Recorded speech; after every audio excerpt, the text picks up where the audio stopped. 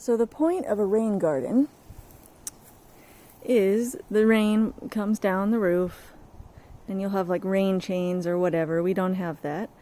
But the rain will drop down here and it'll get absorbed by a lot of the plants here before running off into the grass. And so you don't get flooding or mud puddles or runoff, anything like that. The problem is this entire summer it has not rained. So good thing I put in the rain garden, but I can at least show you what's in here.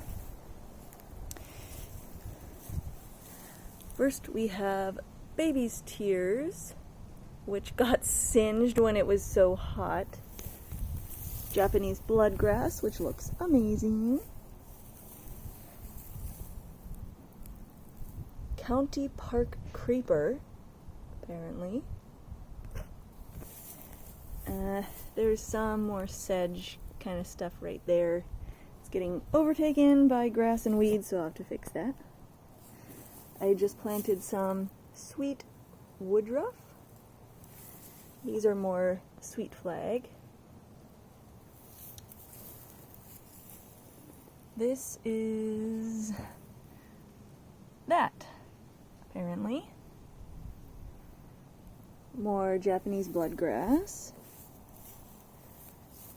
I just planted this. It's kind of dusty, but it's pretty, has little pink flowers. I also just planted that right there. This one I think died. It's not been a good year. And then more baby's tears over here. So hopefully in a couple months it rains again and things will turn green and start thriving, but I have no idea.